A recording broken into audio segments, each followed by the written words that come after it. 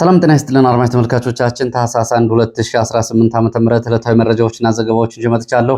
መረጃና ዘገባዎችን እየተከታተላችሁ አብራችሁ እንድትቆዩ ነው በአክብሮት የምጋብዛችሁ። ዛሬ በኢትዮጵያ አቆጣጠር ታህሳስ የመጀመሪያው ቀን ላይ እንገኛለን። በዚህ ሰዓት ያሉ የ24 ሰዓት ዝርዝር መረጃዎችን ወደ እናንተ የማደርስ ይሆናል። ሰሞኑን እንግዲህ በተለይ በጎረቤት ሀገራት ጋር ያለውን አጠቃላይ ውጥረትን በተመለከተ ዝርዝር ያለ መረጃ ይዣለሁ። ባለፈው እንደምታስታውሱት እንግዲህ በዚህ በኢትዮ ፎከስ አንድ መረጃ ተጋልጦ ነበረ። ይኸውም ኢትዮጵያ መንግስት ከአረብ ኤሚሬትስ ጋር በመተባበር አርኤስኤፍን ቅጥረኛ ወታደሮችን በኢትዮጵያ ውስጥ ለማሰልጠን በምዕራብ ኢትዮጵያ ቤኒሻንጉል ጉምዝ ክልል ሜንጊ ወረዳ ዳቦስ ወንዝ አቅራቢያ ወታደራዊ ካምፕ እየመሰረተ ነው። ይህንን በተመለከተ ደግሞ ከኢትዮጵያ የጦር መሪዎች መካከል ጀነራል ጌታቸው ጉድና ፕሮጀክቱን ይመሩታል። ሳውዲ አረቢያ የወታደራዊ ሎጂስቲክ እና የስልጠና ወጪውን አጠቃላይ የምትሸፍን ይሆናል የሚል መረጃ ይፋ መደረጉ ይታወቃል።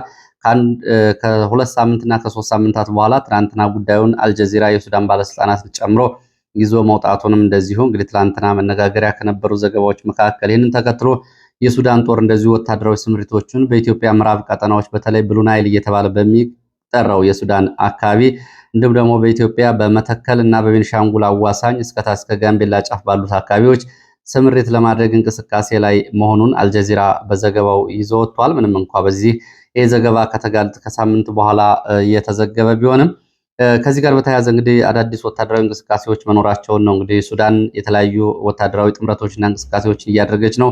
ከዚህ ጋር በተያያዘ በዚህ ሰዓት ዝርዝር ያለ ሰፊ መረጃ የማድረሳችሁናል። ጉዳዩ በቀጥታ ከኢትዮጵያ ጋር የሚገናኝ ነው።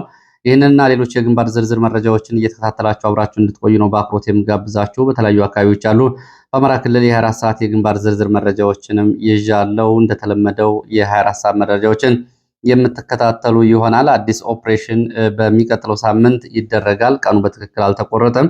ከዚህ ጋር በተያያዘ እንደዚሁ እጅ የሰጡ የቀድሞ የፋኖ አባላት አሁን በብልጽግና ውስጥ የሚገኙ ሚናቸውን በተመለከተም እንደዚሁ ከዚህ ኦፕሬሽን ጋር በተያያዘ የወጣ መረጃ አለ።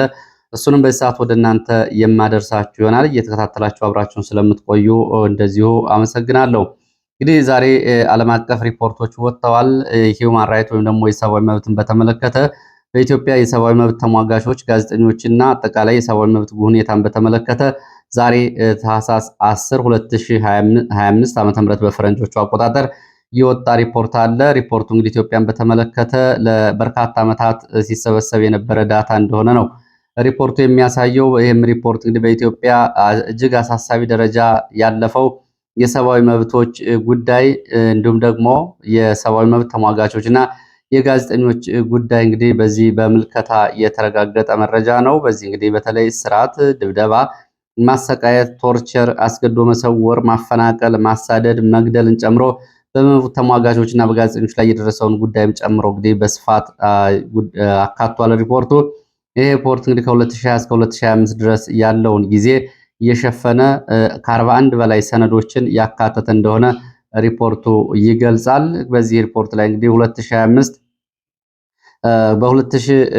እስከ 2025 ድረስ ባለው እንግዲህ በኢትዮጵያ ውስጥ 201 ጋዜጠኞች መታሰራቸውን ከ51 በላይ ጋዜጠኞች ደግሞ ኢትዮጵያን ለቀው መሰደዳቸውን ይሄ ሪፖርት ይፋ አድርጓል። ይሄ ሪፖርት እንግዲህ ጋዜጠኞችንም አነጋግሯል። በኢትዮጵያ ውስጥ የሰብአዊ መብት ተሟጋቾችንም እንደዚሁ አነጋግሯል። ምናልባት እንግዲህ በዚህ በየቀኑ ከዚህ ከሰብአዊ መብት ጉዳዮች ጋር በተያያዘ የሚቀርቡ ሪፖርቶችን እንደዚሁ ይህንን በተመለከተም እኔንም ጥያቄ ጠይቆኝ ነበር። ይሄ ድርጅት በተለይ የወርልድ ኦርጋናይዜሽን አገነስት ቶርቸር በሚባለው ድርጅት በዚህ በኩል እንግዲህ በኢትዮጵያ ውስጥ ያሉ የሰብአዊ መብት ጥሰቶችን በተመለከተ እንደዚሁ ያሉ ተጨባጭ መረጃዎችንም እንደዚሁ ያካተተ ሪፖርት ይዞ ወጥቷል። ያው እንግዲህ ቃለመጠይቅ ውስጥ ያሉትን እውነታዎችም ለማስረዳት ተሞክሯል። ለማንኛውም ሁላችሁም ብታነቡት እንግዲህ አጠቃላይ በኢትዮጵያ ውስጥ ያለውን የሰብአዊ መብት ጥሰት እንግዲህ እየተፈጸመ ያለውን ቶርቸር እንዲሁም ደግሞ በአጠቃላይ የሰብአዊ መብት ጥሰት በተለይ በመብት ተሟጋቾች እና በጋዜጠኞች ላይ ያነጣጠረውን አጠቃላይ ሁኔታ በተመለከተ የኢትዮጵያን ወቅታዊ ሁኔታ ልትመለከቱ ትችላላችሁ። የዓለም አቀፉን የሰብአዊ መብቶች ቀን አስመልክቶ ነው ዛሬ ሪፖርቱ ይፋ የተደረገው። አንበቡት። እንግዲህ እኔም ፌስቡክ ገጽ ላይ አስቀምጨዋለሁ። የመንግስት ባለስልጣናትን በዚህ ጉዳይ ላይ የምትሉት ምላሽ ካላችሁ አንብባችሁ እንግዲህ ትዝብታችሁን ታስቀምጡ ትችላላችሁ። ወይ አድርገነዋል ወይ አላደረግነውም ማለት ትችላላችሁ። አንብቡት። ለማንኛውም ከዚህ ባለፈው ወደ መረጃዎቹ ሴት እንግዲህ በመግቢያ እንዳልኳችሁ በተለይ በኢትዮጵያ፣ ሱዳን፣ ኤርትራ እንዲሁም ደግሞ በመሃል ከኢትዮጵያም ህወሓትን ጨምሮ ያለው አጠቃላይ የቀጠናውን ሁኔታ የተመለከተ አልጀዚራ ዘገባን ተከትሎ ያሉት እንቅስቃሴዎች አዳዲስ እንቅስቃሴዎች እየታዩ ነው። ከዚህ ጋር የደረሰኙን መረጃዎች በቅደም ተከተል ወደ እናንተ የማደርስ ይሆናል። ሱዳን ውስጥ እንግዲህ ያለው ጦርነት የውክልና ጦርነት ከመሆኑ ባሻገር አሁን በቀጥታ በሱዳን ውስጥ በውክልና ወይም ደግሞ በእጅ አዙር ውጊያ ሲያደርጉ የነበሩ የተለያዩ ኃይሎች አሁን በቀጥታና በተዘዋዋሪ ሱዳንም ጭምር በቀጥታ የምትሳተፍበትን ወታደራዊ ትብብር እንዲሁም ደግሞ ወታደራዊ ጥምረት ከዚህ ጋር የተያያዙ እንቅስቃሴዎችን እያደረገች መሆኗን የወጡ መረጃዎች ያሳያሉ። ኢትዮጵያ ለፈጥኖ ደራሽ ኃይሉ የሱዳንን ብሔራዊ ጦር ለሚዋጋው ፈጥኖ ደራሽ ኃይል የስልጠና ማዕከል አዘጋጅታለች የሚለው ዘገባ በይፋ ከተጋለጠ በኋላ ነገሮች በፍጥነት እየተለዋወጡ መሆናቸውን ነው መረጃዎቹ የሚያሳዩት። ይህ እንግዲህ በምዕራብ ኢትዮጵያ ቤኒሻንጉል ክልል ሜንጊ ወረዳ ይገኛል የተባለው ዳቦስ ወንዝ በስተሰሜን ይገኛል የተባለው የፈጥኖ ደራሽ ኃይል ቅጥረኛ ወታደሮች ማሰልጠኛ ማዕከል ቅጥረኛ ወታደሮቹ ከተለያዩ ዓለም ሀገራት ኮሎምቢያን፣ ላቲን አሜሪካን፣ መካከለኛው አፍሪካን፣ መካከለኛው ምስራቅንና ሩቅ ምስራቅ ሀገራትን ጨምሮ ቅጥረኛ ወታደሮችን ለማሰልጠንና ወታደሮቹ ከምስራቅ ሱዳን አቅጣጫ እንደዚሁ የሱዳን መንግስት ለመውጋት ይንቀሳቀሳሉ በሚል ነው ትላንትና አልጀዚራ ዘገባውን ካወጣ በኋላ ስጋቱ ከፍ ያለው። እንግዲህ ከተለያዩ ዓለም ሀገራት የተሰባሰቡ ቅጥረኞች በሶማሌና በሶማሌላንድና በፑንትላንድ እንዲሁም ደግሞ በኬንያ በኩል ወደ ኢትዮጵያ እየገቡ ነው። የጦር መሳሪያዎችም በተመሳሳይ ይህ ጉዳይ እንግዲህ የቀጠናውና የኢትዮጵያና የሱዳንን ጉዳይ እንደዚሁ ከወትሮ በተለየ ሁኔታ ውጥረቱን እንደዚሁ ጨምሮታል።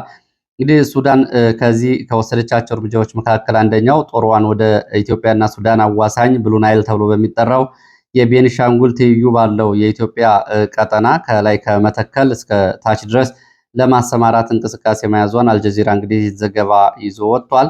ከዚህ ጋር በተያያዘ እንግዲህ ምክንያቱ ደግሞ አርኤስኤፍ ከኢትዮጵያ በኩል ወደ ምስራቅ አቅጣጫ ሊያጠቃን ይችላል ነው። አሁን ሱዳን ግልጽ በሆነ መንገድ በሁለት ተከፍሏል። ምዕራብ ሱዳንን ፈጥኖ ደራሽ ኃይሉ ተቆጣጥሯል።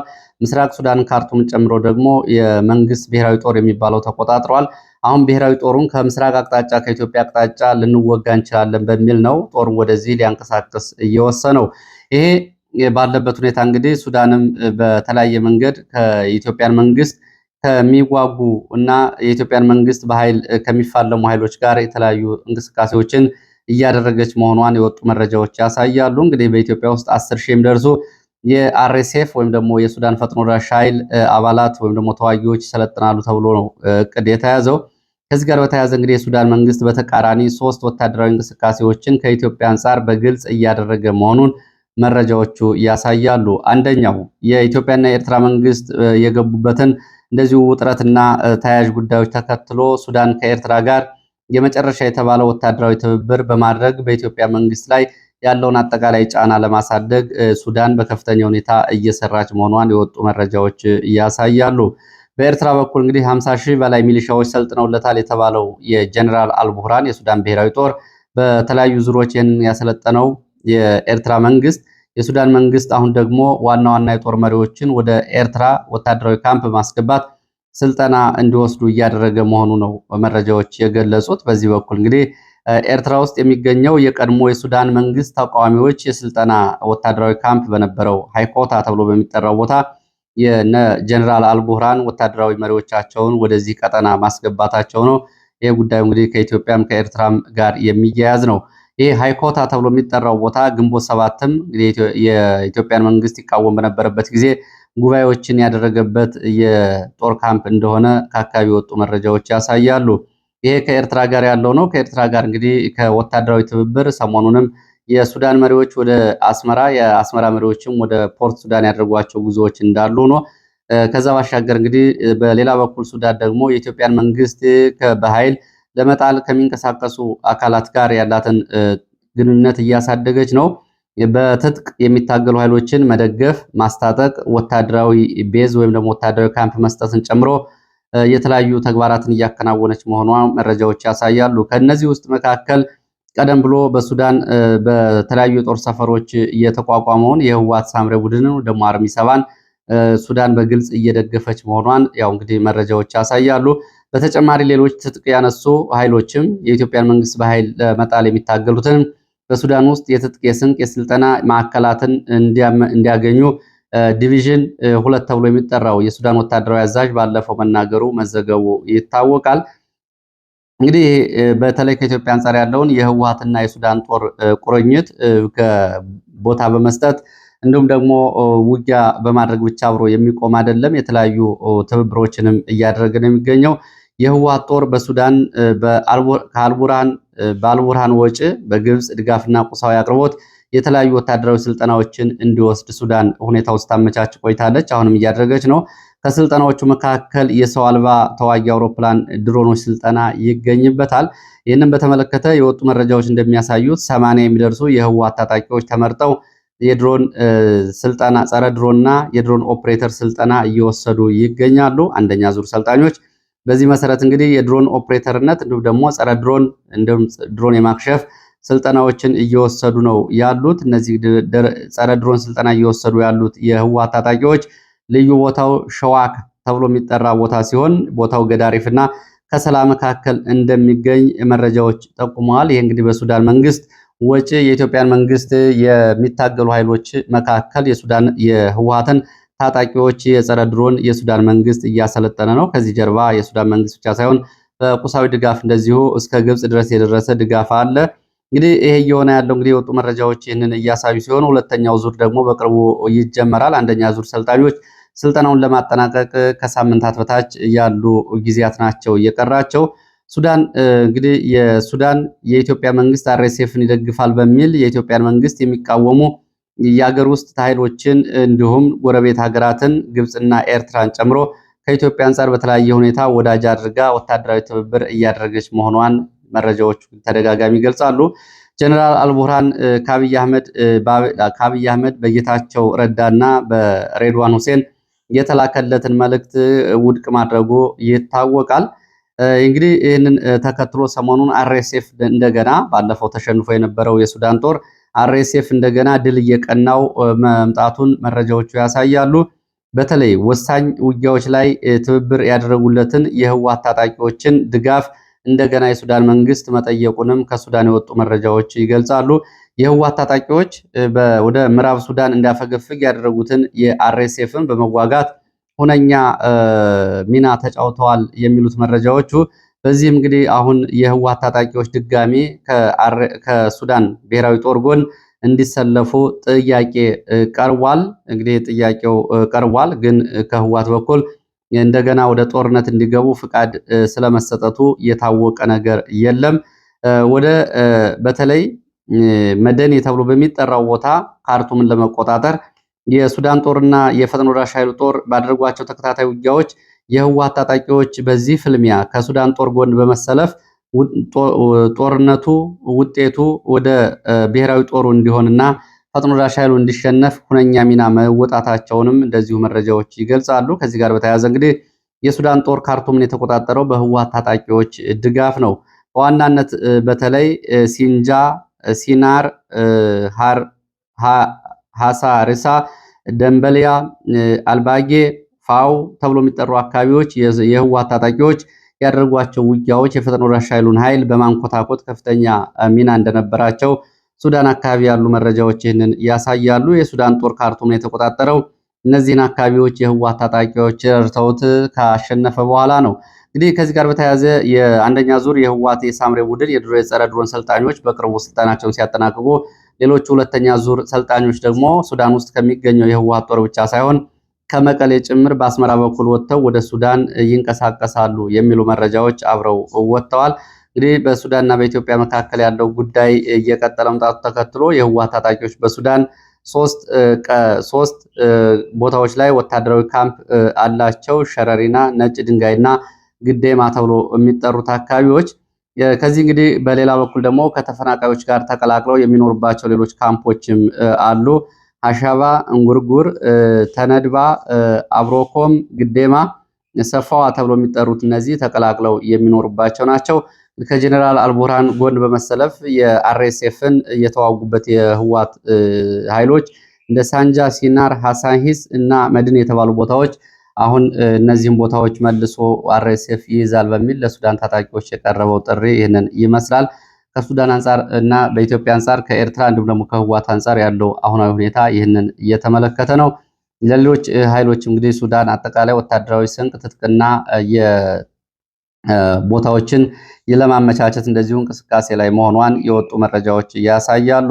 ከዚህ ጋር በተያያዘ በዚሁ ቀጠና ያለውን ሁለተኛ መረጃ ላስከትል። የወልቃይት ጠገዴ ጠለምት አማራ ምሁራን ማህበር መግለጫ አውጥቷል። በትላንትናው ዕለት ታስቦ የዋለውን 10ኛውን የዓለም አቀፍ የጸረ ጄኖሳይድ ቀን ምክንያት በማድረግ ዓለም አቀፉን መታሰቢያ ምክንያት በማድረግ ምሁራን ማህበሩ ባወጣው መግለጫ የቲፒኤልኤፍ የትግራይ ህዝብ ነፃ አውጪ ድርጅት በአማራ ህዝብ ላይ የፈጸመውን ጄኖሳይድ እንደዚሁ አስመልክቶ ማብራሪያ መግለጫ ሰጥቷል። በዚህም እንግዲህ በተለይ በወልቃይት 10 ትልልቅ የጅምላ መቃብሮች በህወሓት የተፈጸሙ ግድያዎች ይገኛሉ።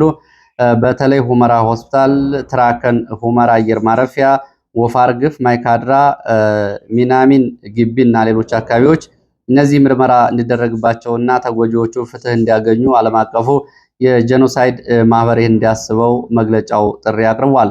ህዳር 9 2020 ዓ.ም በማይካድራ 1564 ሰዎች በሳምረ ቡድን ተጨፍጭፈዋል። ይህም ግልጽ የጄኖሳይድ ነው በሚል በዓለም አቀፉ ማህበረሰብ የጄኖሳይድ ተቋም ይህንን እንዲያጣራውና የትግራይ የታጣቂ ኃይል ለሌላ ዙር ዘር ማጥፋት ዝግጁ እና ጭፍጨፋ እየተሰናዳ መሆኑንም ዓለም ሊያውቀው ይገባል ሲል ነው የምሁራን ማህበሩ ባወጣው መግለጫ የገለጸው።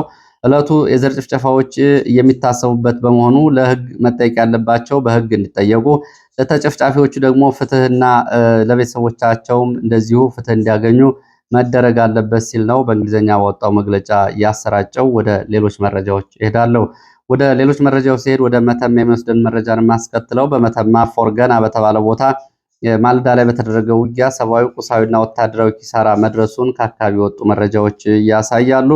በዚህ በዛሬ ፎርገና ተብሎ የሚጠራው አካባቢ በተደረገው ውጊያ ጉዳት የደረሰው የመንግስት ኃይል ፋኖን በሌሊት በቀጠናው ገብቶ ከበባ ለማድረግ መንቀሳቀሱን ተከትሎና ጥቃት ማድረሱን ተከትሎ ነው። ለ2 ሰዓታት የቆየ ውጊያ ተደርጓል የሚሉት ዓይን እማኞች ፋኖ በከበባውን ሰብሮ ወጥቷል። ከበባ ውስጥ ለማስገባት ጥቃት የከፈተው የመንግስት ኃይል በአጸፋ ምላሽ ጉዳት ደርሶበታል። ፋኖ በሌሊት የተፈጸመውን ከበባ ሰብሮ ወጥቷል። በፋኖ በሰጠው አጸፋ ምላሽ 16 የመንግስት ወታደሮች ሙትና ቁስለኛ ሆነዋል።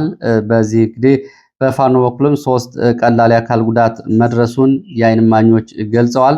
በትላንትናው ዕለት በተመሳሳይ በዚሁ ቀጠና ወርቃምባ ተብሎ የሚጠራው አካባቢም በተመሳሳይ ዘመቻ እንደነበርና በነበረው ውጊያ ሰብአዊ፣ ቁሳዊና ወታደራዊ ኪሳራ መድረሱን የመረጃ ምንጮች አስታውሰዋል። ሌላው መረጃ ከሚሊሻ ስምሪት ጋርና ከመከላከያ ስምሪት ጋር በተያያዘ የወጣ መረጃ ነው። በቀጣይ ሳምንት ኦፕሬሽን ዘመቻ በሚል በአማራ ክልል በተለያዩ አካባቢዎች እንግዲህ የፋኖ ይዞታዎች ናቸው በተባሉና እንደዚሁ መረጃ በተሰበሰበባቸው ቀጠናዎች ላይ የሌሊትና የቀን ዘመቻዎች ለማድረግ እቅድ መያዙን የመረጃ ምንጮች ገልጸዋል። ምንም እንኳ በየቀኑ ዘመቻዎች ቢኖሩም በሚቀጥለው ሳምንት ግን የምስራቅ እዝ፣ ሰሜን ምዕራብ እዝ፣ ሰሜን ምስራቅ እዝ እና ሌሎች በአማራ ክልል የገቡ አዳዲስ እዞችና የግዳጅ ውስጥ ያሉ የሰራዊት አባላት በተለያየ መንገድ በዚህ ዘመቻ ተሳታፊ ይሆናሉ ነው የተባለው። በዚህ የግዳጅ ዘመቻና ዘመቻ ኦፕሬሽን በሚል ስም በተሰጠው ሰፊ ዘመቻ ይደረግበታል በተባለው ዘመቻ ላይ ዋና ተዋናይ ሆነው የሚሳተፉት ሰሞኑን እጅ የሰጡ የቀድሞ የፋኖ አባላት እንደሆኑ መረጃ ምንጮቹ ገልጸዋል። እነዚህ በካምፖች ሄደው መረጃዎችን እንዲያቀርቡ እየተደረገ ነው። ዘመቻዎች መቼ እንደሚጀመሩ በትክክል ለነሱ አልተገለጸም። የኔትወርክ አገልግሎት ጠፍቶ ነው ይህ ዘመቻ የሚደረገው። ኔትወርክ አገልግሎት እንዲዘጋ ይደረጋል። ለዘመቻ የተባለው ትክክለኛ ቀን እንደዚሁ አይገለጽም። እጅ የሰጡ የፋኖ የቀድሞ አባላት ያላቸውን መረጃ በዚህ ሳምንት እንዲያስረክቡ ለየዞቹና ለተወርዋሪ፣ ለአድማ ብተና፣ ለሚሊሻ እንዲሁም ደግሞ ለፓራ ኮማንዶ ተብሎ አሁን ለሰለጠነው ኃይል ይህንን እንዲያስረክቡና መከላከያ በዞቹ ይህንን ዘመቻ እንዲያስተባብር ነው እቅድ የተያዘው። እጅ የሰጡ የቀድሞ የፋኖ አባላት መረጃ ከሰጡ በኋላ ስልካቸውም እንደማይመለስላቸው መረጃ ምንጮቹ ገልጸዋል። በዚህ እንግዲህ ስልካቸው ይያዛል። ሁኔታዎቹ እስኪጠናቀቁ ድረስ እነሱም አንዳንዶቹ ከካምፕ እንዳይወጡ ይደረጋል። አንዳንዶቹ ወደ ዘመቻዎች አብረው ይሄዳሉ። መንገድ እየመሩ መረጃ እየሰጡ ነው የተባለው። የእጅ ስልካቸውን አስረክበው መንገድ እንዲመሩ የሚደረጉትም አሁን እየተለዩ ነው። ለዚህ እንግዲህ በተለያዩ አካባቢዎች በወረዳ በዞኖች በ7 ማዕከላት ስልጠናዎችንና የመረጃ ስራዎችን እንዲሰሩ ጥሪ ተደርጎላቸው የሚገኙ መሆናቸውን የመረጃ ምንጮች ገልጸዋል። ከዚህ ጋር በተያያዘ እንግዲህ የጥንቃቄ መልእክቶች ለፋኖ ቀድሞ አባላትና ጓደኞቻቸው ጋር ያላቸውን ግንኙነት ታሳቢ ማድረግ ጥንቃቄ እንዲደርሳቸው በሚል ነው ይህን መረጃ ያደረሱ የመረጃ ምንጮች። ሌላው ከላይ ካቀረብኩት መረጃ ጋር የተያያዘ ነው። የመጀመሪያ ዙን የሱዳን አርኤስኤፍ ሰልጣኝ ቅጥረኛ ወታደሮች በኢትዮጵያ ምዕራብ ቀጠና ቤንሻንጉል ሜንጊ ወረዳ ዳቦስ ወንዝ በስተሰሜን የሚያደርጉት ስልጠና ስለመጀመራቸው የሚገልጽ መረጃ ወጥቷል። ትናንትና እንግዲህ አልጀዚራ ይህንን ዘገባ ካወጣ በኋላ ተጨማሪ መረጃዎችም እየወጡ ነው። በዚህም እንግዲህ 6000 የሚደርሱ የመጀመሪያ ዙር ሰልጣኞች ወደ ስልጠና ማዕከሉ ስለመግባታቸው የሚገልጹ መረጃዎች አሉ። ይህንን ጉዳይ በተመለከተ እስካሁን ከኢትዮጵያ ባለስልጣናት በኩል ስለ ጉዳዩና የሱዳን ፈጥኖ ደራሽ ኃይል በማሰልጠን በኩል ያላቸውን እንቅስቃሴ በተመለከተ የተገለጸ ምንም ነገር የለም። እንግዲህ ባለፈው መረጃው እንደሚያሳየው በጀነራል ጌታቸው ጉድና የሚመራና ጥቂት የኢትዮጵያ ወታደራዊ ኦፊሰሮች የሚያውቁት ፕሮጀክት እንደሆነ መረጃዎቹ ገልጸዋል። ለዚህም ወደ አረብ ኤሚሬትስ ለዚህ ጉዳይ ተብሎ ተመልምለው የተላኩ የኢትዮጵያ መከላከያ ሰራዊት አባላት መኖራቸው ነው የተገለጸው። በሌላ ዜና ከዚህ ጋር በተያያዘ ቀጠናዊ ጉዳይ በኤርትራ መቀመጫውን ያደረገውና የአፋር አብዮታዊ አንድነት ግንባር ተብሎ የሚጠራው ታጣቂ ኃይል ዝግጅቱንና ወታደራዊ ስልጠና አጠናቆ ለመጨረሻ ዘመቻ ዝግጁ መሆኑን መግለጹን ሰሞኑን ባወጣው መግለጫ አሳውቋል። ይህንን ተከትሎ ዘመቻ ለመክፈትና ወደ ኢትዮጵያ ኃይል ለማስጠጋት እንቅስቃሴ ያደርጋል በሚል አፋር አካባቢ ያሉ የጸጥታ ባለስልጣናት በዚህ መግለጫ ከፍተኛ ሽብር ውስጥ ገብተዋል። እንደ መረጃ ምንጮቹ ታጣቂው ቡድኑ አፋር ውስጥ ከሚገኙ የጸጥታ አመራሮችና የጸጥታ አባላት ጋር ግንኙነትና የመረጃ ትስስር ፈጥሯል በሚል ነው እንግዲህ በተለያዩ አካባቢዎች አዲስ ስምሪት እንዲደረግ ከአፋር አካባቢ ትዕዛዝ የተሰጠው። የኬላ ጥበቃ እንዲሁም ደግሞ የአሳይታ አሰብ ድንበር፣ የቡሬ የማንዳና አፍደራ ቀጠናዎች ላይ ተጨማሪ የአፋር ሚሊሻና ልዩ ኃይል ስምሪት እንዲያደርግ ትዕዛዝ መሰጠቱን የመረጃ ምንጮቹ ገልጸዋል። ወደ ሰሜን ወሎ ላስታ ቀጠና የሚወስደን መረጃ ላስከትል። በሰሜን ወሎ ላስታ ቀጠና አይና ቡግና ወረዳ ሶራ ሜዳ ተብሎ በሚጠራው ቦታ ላይ በተፈጸመ ድንገተኛ ጥቃት የመንግስት ወታደሮች ላይ ጉዳት መድረሱን የወጡ መረጃዎች ይገልጻሉ። በትላንትናው ዕለት ህዳር 30 2018 ዓ.ም ረፋድ 3 ሰዓት ላይ ነው ይሄ የደፈጣ ጥቃት የተፈጸመው። የደፈጣ ጥቃቱ የተፈጸመው የመንግስት ወታደሮች ከአይና ኢየሱስ ወደ ቅዱስ ሀርቤ ተብሎ እንደሚጠራው አካባቢ ለዘመቻ እንቅስቃሴና ስምሪት ባሉበት ወቅት ነው ይሄ ጥቃት የተፈጸመባቸው። በጥቃቱ የደረሰው ጉዳት በዝርዝር አልታወቀም።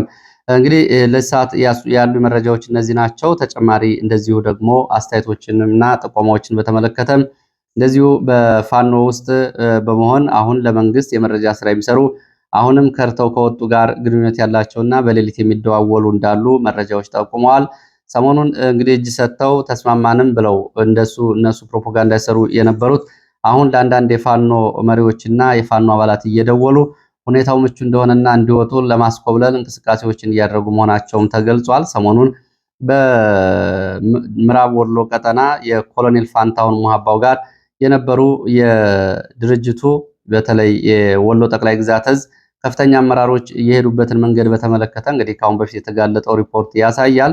እነዚህ ሰዎች እንግዲህ ለ6 ቀናት የተደረጉ ዘመቻዎችን በተመለከተ ዘመቻዎቹ እነሱ ባሉባቸው ቀጠናዎች ላይ በአየርም በእግረኛም በኮማንዶም ተጠናክረው እንዲሄዱ ካደረጉ በኋላ የቡድን መሳሪያው 3 የቡድን መሳሪያዎችን 2 ዲሽቃና 1 ሞርተር ይዞ ለመግባት ከኮምቦልቻ ከሚገኙ ወታደራዊ አዛዦች ጋር ይነጋገሩ እንደነበር የወጡ መረጃዎች ያሳያሉ። በእርግጥ እንግዲህ ይሄ በፋኖች በኩል የሚታየው የአንዳንዱ እንዝላልነት ነው። በግልጽ እንዝላልነት ነው ሊባል የሚችለው ጥቆማዎች ወጥተው ሰዎቹ እየተነጋገሩ ነው። በሌሊት እንደዚህ አይነት ጉዳቶችን አድርሰው መሳሪያ ብቻ ይዞ መሄድ አይደለም እርምጃ መወስዳችሁ ነው የተባሉበት ትዕዛዝም እንደነበር የሚገልጹት የመረጃ ምንጮች ይሄ ሁኔታዎች አልፈቅድላቸው ሲሉና መነቃቱና እንዲሁም ደግሞ በቁጥጥር ስር ሊውሉ መሆኑ ሲረጋገጥ እንግዲህ ወደ በሚሊዮኖች የሚቆጠር ገንዘብ የሰራዊቱን ገንዘብ ይዘው ሄደዋል። እንግዲህ የቡድን መሳሪያዎቹንም ኮሎኔል ፈንታሁንን ለማስያዝ ያደረጉት ሙከራ አልሳካ ሲል እነሱ አምልጠዋል። ከዚህ ጋር በተያያዘ ይሄ በግልጽ በሌሎች አካባቢዎችም ስምሪት የተሰጠበት እንደሆነ ከተለያዩ አካባቢዎች የሚመጡ መረጃዎች ይህንን ይገልጻሉ። ስለዚህ እንግዲህ የፋኖ ትግል ለአማራ ህዝብ የፖለቲካ ጥያቄዎችን ለማስመለስ የፖለቲካ ቅርጽ፣ ወታደራዊ ቅርጽ ይዞ በዲሲፕሊን እና በፕሮቶኮል ተመርቶ በሚያስፈልገውን የኃይል ሚዛን እንዲይዝ ካስፈለገ እንደዚህ አይነት ጥንቃቄ ጎደላቸው ስምሪቶች፣ ግዳጆች እንዲሁም ደግሞ ከወታደራዊ ዲሲፕሊን ውጭ የሆነ ስምሪትና አጠቃላይ እንቅስቃሴ ሊታረም እንደሚገባው የሚወጡ መረጃዎች ያሳያሉ። ይህን አስመልክቶ እንግዲህ የምስራቅ አማራ ፋኖ ምኒልክ ዕዝ ለአንድ ሳምንት የቆየ ግምገማ ማድረጉንና የአመራር እንዲሁም ደግሞ የሰራዊት ስምሪትና ደረጃዎች ማድረጉን እንዲሁም ደግሞ የሰሜን አማራ ዕዝ ደግሞ ለቀናት የሚቆይ እንደዚሁ ግምገማና ዘመቻ የግምገማ ዘመቻና የማጥራት እንቅስቃሴ ንቅናቄ መጀመሩን የሚገልጹ መረጃዎች እየወጡ ነው የሚገኘው። እንግዲህ ተግባራዊ መደረግ አለበት። ያው ከአስተያየቶች ስለመጡ ግፊት ስለበዛ ለሚዲያ ተደርጎ ሳይሆን መሬት ላይ ሰራዊቱን የሚለውጥና የሰራዊቱን አቋም የሚያሳድግ መሆን አለበት በሚል እንግዲህ ተቆርቋሪ የሆኑ ወታደራዊ ባለሙያዎች ጭምር የሚሰጡት አስተያየት ነው። ለዚህ ሰዓት የነበሩ መረጃዎች እነዚህ ናቸው። ስለተከታተላችሁ በእጅጉ አመሰግናለሁ። በሌላ ተመሳሳይ መርሃ ግብር እስከምንገናኝ መልካም ጊዜ